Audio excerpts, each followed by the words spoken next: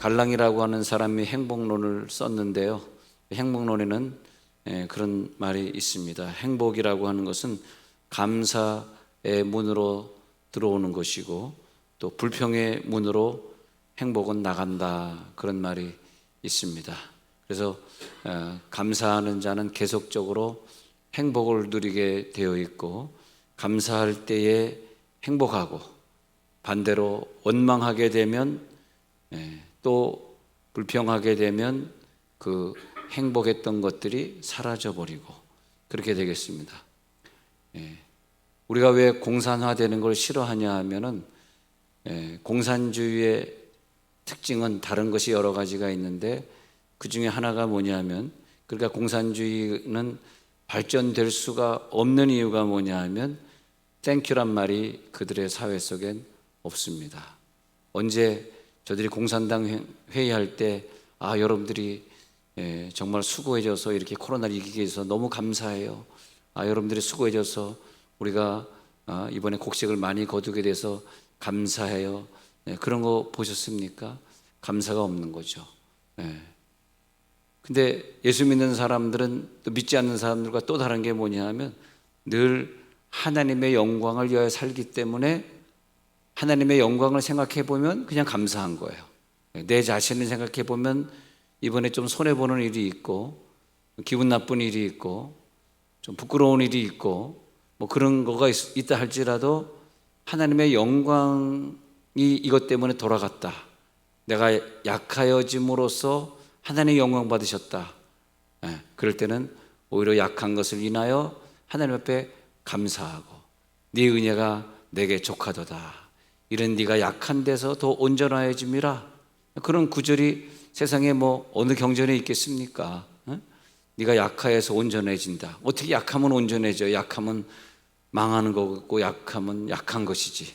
근데 네가 더 약해졌으니까, 그 전보다 넌 지금 더 약한 모습이니까, 아픈 모습이니까, 실패한 모습이니까 네가 더 영적으로는 온전해졌잖아. 그래요?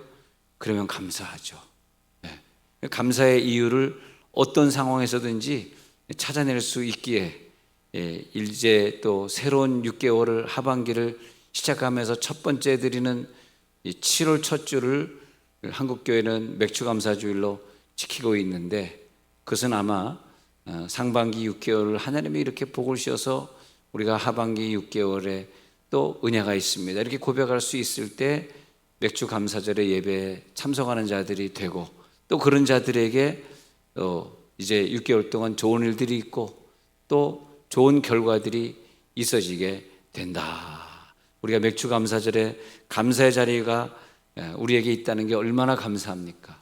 감사의 예배를 드릴 수 있는 사람이라고 하는 게 얼마나 감사합니까? 이 모든 복의 근원은 하나님에게서부터 오는데 그 복의 근원을 알아볼 수 있고 복의 근원 되신 하나님 앞에 우리가 예배 찬송할 수 있다는 게 얼마나 감사합니까? 출애굽기 34장 26절에 좀 가서 보면 말이에요. 출애굽기 34장 26절에서 우리들이 보면 이렇게 우리가 감사를 드리는 방법에 대해서 이렇게 말하고 있어요. 읽어봅시다. 시작. 내 토지 소산에 처음 익은 것을 가져다가 내 하나님 여호와의 전에 드릴지며 너는 염소 새끼를 그 어미의 젖으로 삼지 말지니라. 그래서 보면 처음 익은 것을 가져다가 내 하나님 여호와의 전에 드리라. 근데 이 맥주감사절은 첫 열매의 절기이기 때문에 첫 열매를 바쳐라. 그래서 첫 열매 절기라고 하는 것은 보리의 추수를 다 마친 날이고 또 밀추수를 시작하는 날의 분기점이 이스라엘로 보면은 맥추절입니다. 그래서 맥추절에는 지난 50일 동안 보리를 잘 거두게 해준 것에 대한 감사, 50일 동안의 감사와 또 앞으로 밀을 잘 거두게 해주시는 것에 감사, 그래서 곡식 감사거든요. 그래서 곡식 중에서 가장 귀한 게 뭐냐? 첫 열매의 곡식을, 첫 번째 거둔 곡식은 귀한 것이기 때문에 하나님께 바친다. 그리고 다 들고 성전으로 다 옵니다. 원래 그 매일매일 추수할 때마다 첫 번째 그 추수한 곡식을 가지고 성전에 갖다 바치는데, 이 맥추절에는 정말 많은 분량의 하루 동안의 그 얻은 곡식을 다 갖다 바칩니다. 하루 동안. 그렇게 되는 거죠. 그래서 그것을 갖다가 하나님 앞에 바치는 절기. 그러니까 아주 성전에 풍성한 곡식이 들어오겠죠. 그렇게 하나님 앞에 바치면서 이것은 첫 열매입니다. 이 첫 열매라고 하는 뜻은 뭐냐면 가장 좋다 그런 뜻이에요.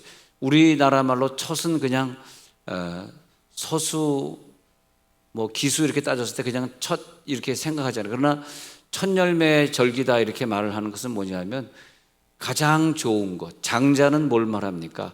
가장 건강하고 가장 귀한 아이를 얘기할 때 장자다 그러지 않습니까? 그래서 장자 열매 첫 열매를 드리는 절기다. 최고의 감사를 드리는 절기다. 그렇게 말하고 있습니다. 그런데 우리들의 신앙생활을 하는 거 보면 신앙이 성숙해 가잖아요. 근데 아직 잘 모를 때는 우리가 그런 감사를 몰라요.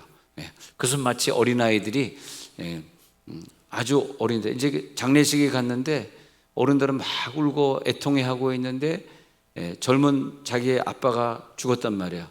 근데 이 4살, 5살 된 꼬마는 왜 어른들이 우는지 이해를 못하는 거야.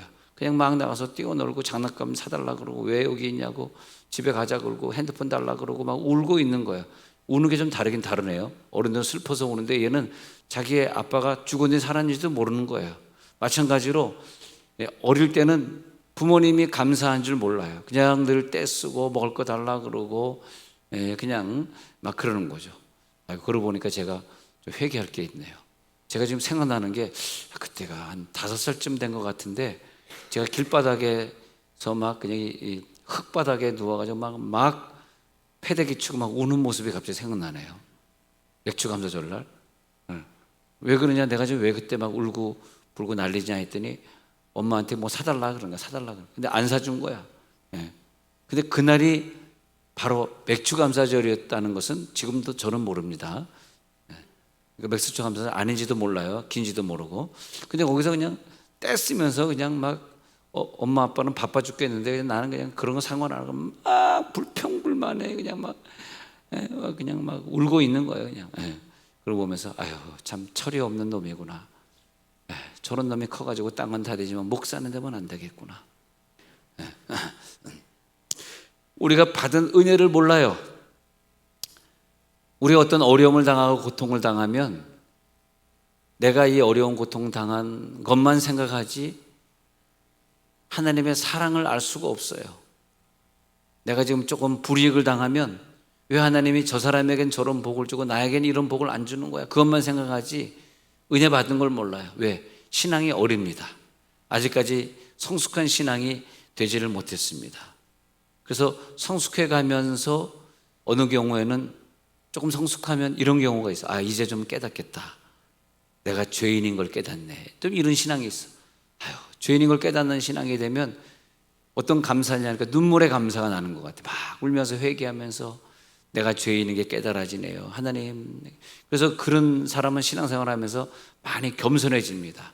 이제 내가 죄인인데 이렇게 교회 다니게 된 게 너무 감사하고 처음에 교회 다닐 때 한동안 굉장히 울면서 또 그러면서 굉장히 겸손해지면서 그러면서 은혜 받은 걸 생각합니다.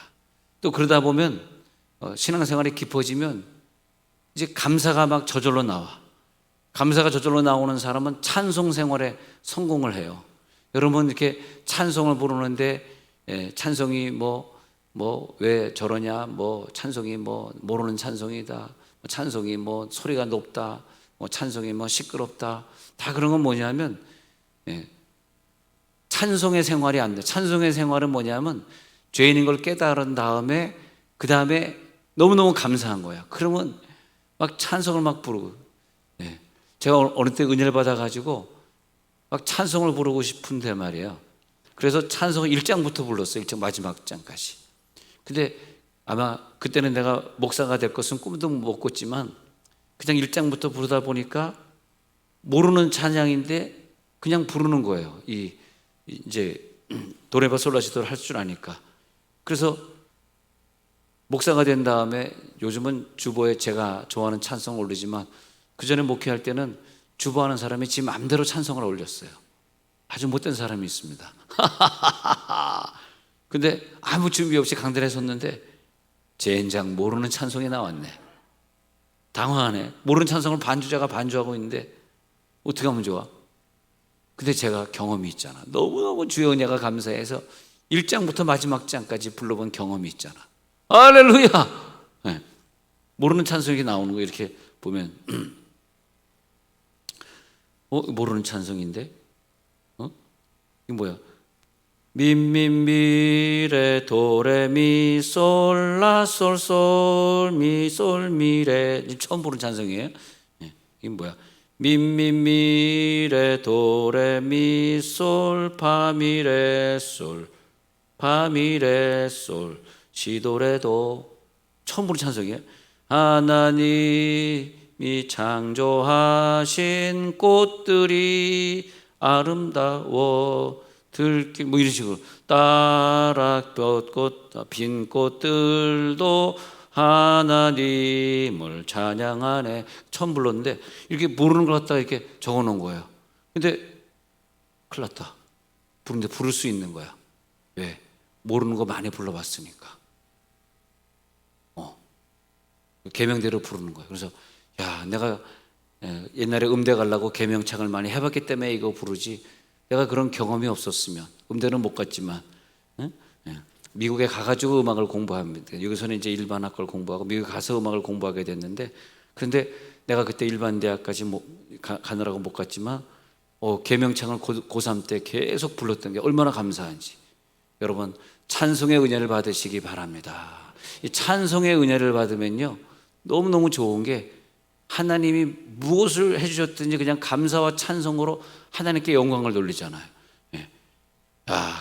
성장해 가면서 그 다음엔 뭐냐 하니까, 그 다음엔 그 사람이 얼마나 감사의 사람인가 하냐 보면요, 하나님은 그에게 큰 연단을 줘.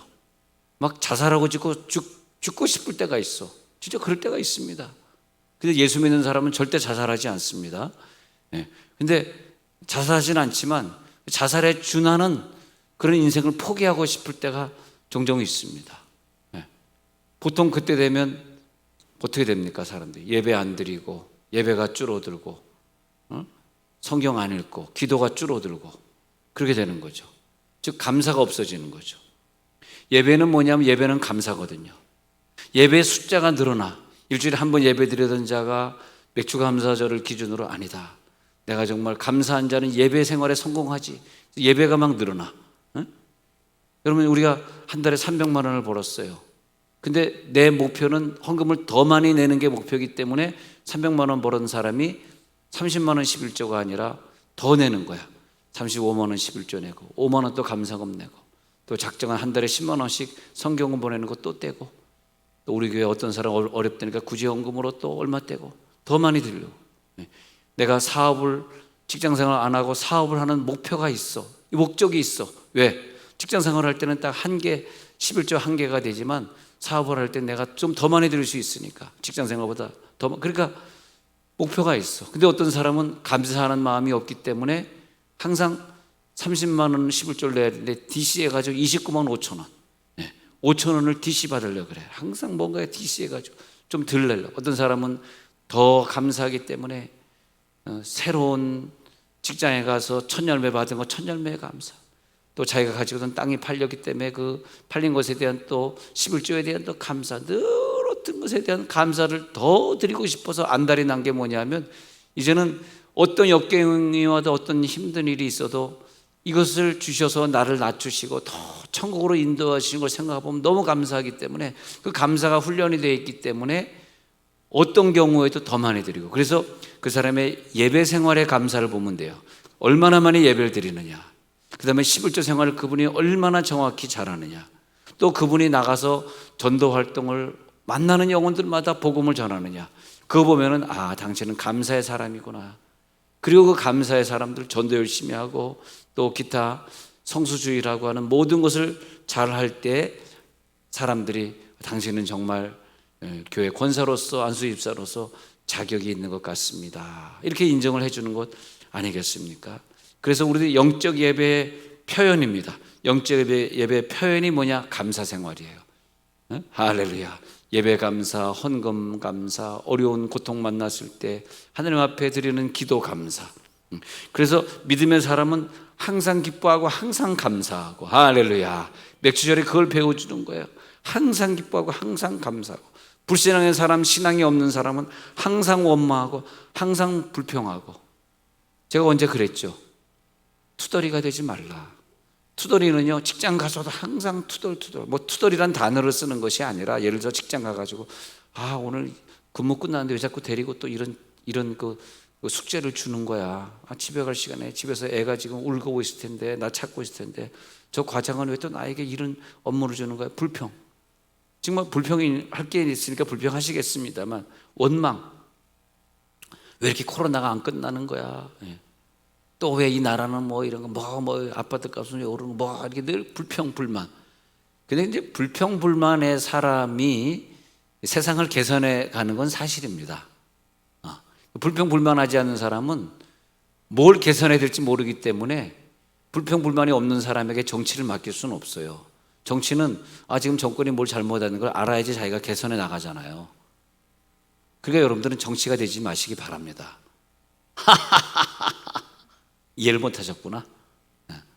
정치가가 된다는 것은 불평불만의 요소를 많이 상대방을 끄집어내는 것 아닙니까?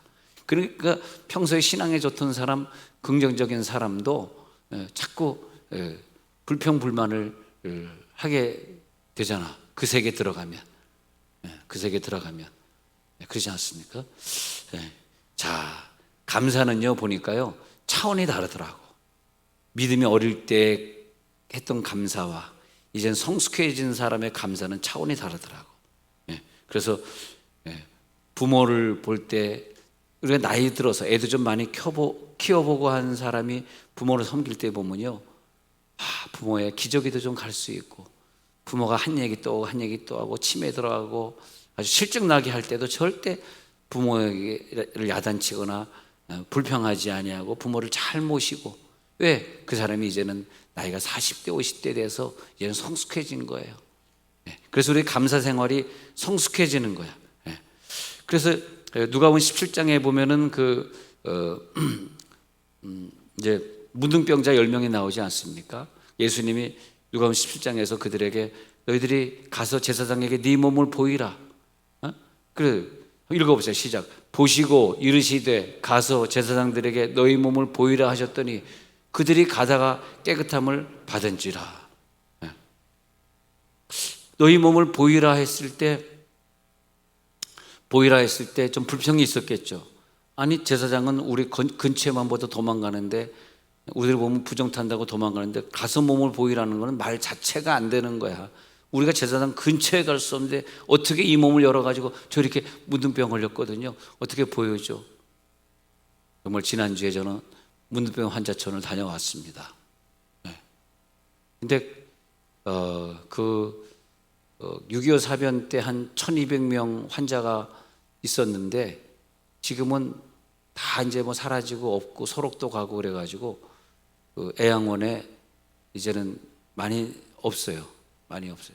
그리고 그 마을 주민들이 다 이주해가지고 거기 살았는데 이제는 또 다 이제 땅값이 싸다 보니까 그냥 건강한 사람들이 와서 살고.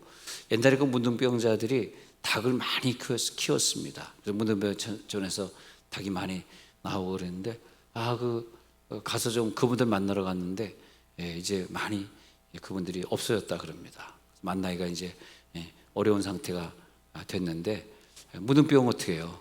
피에 세균이 들어와 가지고 신경을 다 끊어버리기 때문에 신경이 끊어져 버리니까 감각이 없어지니까 그다음에 다 피가 안 통하니까 잘라져 버리고 없어져 버리고 오며. 근데 거기에 그 애양원 기념관을 이렇게 보면서 봤더니 옛날에 사진들을 이렇게 보는데, 아이고 감사한 건 여러분 정말 감사하셔요. 우리나라는 그 문둥병자를 고칠 수 있는 의술이 없었어요. 기술이 없었어. 기구도 없었고. 근데 사진 보니까 전부 이 머리 노란 외국인들, 완전 백인들, 그것도 흑인은 별로 안 보이고 주로 백인들이, 그 잘 사는 백인들이 말이야 양복 입고 다 들어와 가지고 이 미개한 우리나라 들어와 가지고 그 사람들을 막 고쳐주는 거야. 뭐 옛날의 말에 의하면 애양원에 그 시무하던 담임 목사님 손영환 목사님은 그 고름을 갖다 입으로 빨아줬다는, 그 손영환 목사님 기념관 들어가면 그림이 있는데 어떤 사람 다리에 문둥병이 있으니까 입으로 그 고름을 빨아내는 그 그림도 있습니다. 뭐 사실인지 아닌지 모르지만 하여튼 그런 그림이 있는데, 그렇게 얼마나 힘들어요. 근데 그 백인들이 와가지고 그 병원을 지어지고, 그 병원이 지어지지 않을 때 내가 천막에나 이 땅굴 파고 문둥병자 살았답니다. 사진에 보니까 개인 천막들이 이렇게 다 있더라고, 조그맣게. 그래서 거기 들어가서 그 개인 천막이 엄청나게 많더라고, 사진 보니까. 옛날에 우리 그렇게 살았던 가난한 민족이에요. 할렐루야. 그런데 백인들이 와가지고 우리 문둥병들을 다 치료해주고 그러니까 얼마나 감사합니까? 우리가 그런 감사를 알아야 되는데, 지금 조금 잘 살게 되니까 잃어버린 게 뭐냐면, 물론 불신자의 세계지만 감사를 잃어버린 거죠. 여러분, 부모님의 은혜를 끝까지 기억하시기 바랍니다. 그 사람이 감사의 사람이에요. 철이 들면 그 감사를 더 많이 하게 된다는 거예요. 철이 든 신앙인들. 그래서 누가복음 17장 14절에 가서 보면은 문둥병자들에게 네가 제사장에 가서 네 몸을 보이라 그랬다는 거예요. 근데 가다가 깨끗함을 받은 거예요. 가다가. 근데 15절에 내려가서 보니까 가다가 깨끗함을 받았는데 그 중에 한 사람이 자기가 나은 것을 보고, 읽어보세요. 시작. 그 중에 한 사람이 자기가 나은 것을 보고 큰 소리로 하나님께 영광을 돌리며 돌아와. 여기 보면 10명 중에 9명은 감사가 없는데 한 사람은 큰 소리. 여러분 오늘 며칠 감사절에 기도할 때 큰 소리로 감사하세요. 하나님 감사합니다 라고 큰 소리로 감사해 보시기 바랍니다. 큰 소리로 하나님께 영광을 돌리며 돌아와. 16절을 읽어보도록 하겠습니다. 시작. 예수의 발 아래에 엎드려 감사하니 그는 사마리아 사람이라. 9사람은 유대인인데 감사하지 않았는데 한 사람은 사마리아 사람인데 더 천시받는 민족인데 그가 하나님 앞에, 예수님 앞에 돌아와 감사해요. 17절 읽어보겠습니다. 예수님이 하신 반응. 17절 시작. 예수께서 대답하여 이르시되 10사람이 다 깨끗함을 받지 아니하였느냐? 그 9은 어디 있느냐? 그래서 10명 중에 10%만 감사하는 걸 예수님이 지적해주고 있어요. 왜 감사를 이 사람만 하고 있느냐? 그래서 왜 우리는 감사하지 못할까 하니까 그 우매함이 있어요. 하나님이 나를 얼마나 사랑하셨는지 못 깨달아. 그러니까 감사할 수 없는 거예요. 여러분, 이 세상에 햇빛을 주시고 공기를, 우리가 만약에 화성에서 태어났다면, 태어나지도 않을 거지만 화성에서 태어났다면 산소가 없기 때문에 다 죽어버릴 거예요. 수성 목성에서 태어나서도 죽을 거예요. 하나님은 우리를 살게 하시려고 우리들 산소를 호흡할 수 있도록 산소가 있는 가운데 지구상에 태어나게 하시고, 동그란 지구의 반대편에 있는 사람은 거꾸로 붙어 있는데도 떨어지지 않게 동그란 지구를 만들어 가지고 거기에 공기를 주시고 우리가 먹고 살 수 있도록 물을 며칠 안 먹어봐요. 죽어요. 물도 주시고, 어린아이가 어머니의 품에 떠나 살면 살 수 없는 것처럼 어린아이를 어머니의 품속에 잘 자라게 하시고 너무나 고맙고. 근데 왜 감사할 수 없냐? 그러니까 모든 것이 너무나 갖춰져 있는 사람은 감사하지 않습니다. 산소가 자연스럽게 있는 거예요. 그래서 그런 사람들은 이 인류나 이 세상은 거저 생긴 거야. 무슨 뭐 충돌에 의해 가지고 아메바가 생기고 세월이 지나가면서 거저 인간이 된 거야. 그렇게 생각하는 게 뭐냐면 감사가 없어서 그래. 나를 창조하신 하나님을 기억하고 감사하시기 바랍니다. 그래서 우리들의 모습이 얼마나 신묘막측한지 기묘하다고 표현해요. 시편 139편 14절에서 가면 야, 참 기기묘묘해. 인간의 인체를 보면 감사하고 이 자연세계를 보면 너무너무 기기묘묘해. 그래서 시편 139편 14절 한번 읽어볼게요. 시편 139편 14절에 보면은 시작. 내가 주께 감사하오문 나를 지으심이 심히 기묘하심이라. 주께서 하시는 일이 기이함을 내 영혼이 잘 아나이다. 여러분, 기묘하다. 참 내 육체 하나하나 보도록 어떻게 심장이 24시간 동안 계속 쿵쾅쿵쾅 뛰면서 피를 계속 실핏줄적 끝에까지 공급해주고 계속, 야, 폐가 계속 숨을 쉬면서 숨을 들이쉬고 자고 있는데도 폐는 계속 숨을 쉬고, 야, 정말 신묘막측해. 그 뭐야, 기묘해.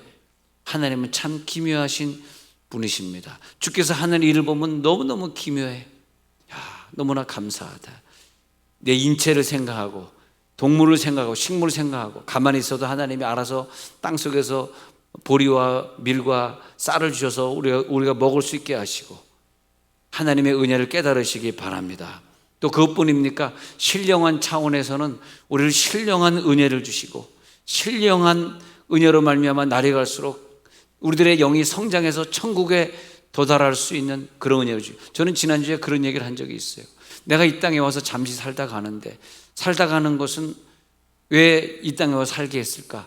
좋은 친구들을, 저 천국에서 영원히 함께할 친구를 모으라고 나를 이 땅에 살게 하신 것이다. 그 말은 뭐냐면 나를 괴롭히는 사람도 감사해. 그분도 내 친구니까. 나에게 복을 비는 사람도 감사해. 그분도 내 친구니까. 할렐루야. 그러니까 적도 감사하니까 적을 만들 필요가 없고, 북한 사람도 감사하고 일본 사람도 감사하고 또 중국 사람도 감사하고. 확실히 여러분 감사의 차이가 나니까 차이 나군요. 여러분 감사하지 않으시군요. 그 감사하는 사람은 일본에 선교사를 파송하고 중국에 선교사로 가고. 왜? 감사하니까. 그 사람들 변화시켜야 되니까. 물론 주님 오실 때까지 일본 사람이나 중국 사람은 변화되지 않을 것을 우리는 잘 알고 있습니다. 그러나 그들이 그렇게 변화되지 않아도 선교사를 보내는 건 뭐냐? 저들이 있기 때문에 우리가 겸손해졌고, 일본 사람들이 원자력을 나쁜 걸 자꾸 바다에 버리기 때문에 우리가 먹는 것을 늘 조심해서 먹을 수 있는 게 또 감사하고, 감사할 내용이 아니기 때문에 여러분 아멘 안 나오시죠? 그래도 또 늘 생각해 보면 감사하고, 그분들이 있었기 때문에, 일본이 있었기 때문에 일본을 따라잡으려고 열심히, 박정희 대통령 때 어떻게든 일본을 따라잡으려는 게 그분의 목표였어요. 그래가지고 모든 면에 있어서 일본에게 지면 안 된다. 그것이 그때 시작한 것이 TV를 어떻게, 라디오를 어떻게, 이 카세트 어떻게 만드는 거, 이 반도체 어떻게 일본을 따라잡아야 돼. TV, 자동차, 일본을 따라잡아야 돼. 그분은 돌아가셨지만, 천국 간지 안 간지는 모르겠어요. 그분은 돌아가셨지만 이제 와서 우리는 다 따라잡았습니다. 그렇지 않습니까? 그러니까 하나님이 하시는 일을 보면은 너무 기묘해. 하나님 감사합니다. 감사해. 자, 오늘 보면은 신앙의 성숙함이 있는 사람은 감사의 생활의 차원이 다릅니다. 하박국 한번 보도록 하겠습니다. 하박국 3장 17절에 보면 이게 무슨 얘기냐 하면은 하박국 처음에 시작할 때 하나님께 감사하지 못하겠어요.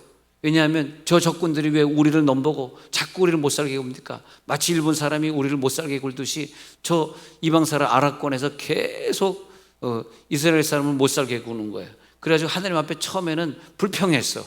하나님 살아계시다면 믿음의 사람이 이렇게 할 수 있어요? 하고 불평했어요.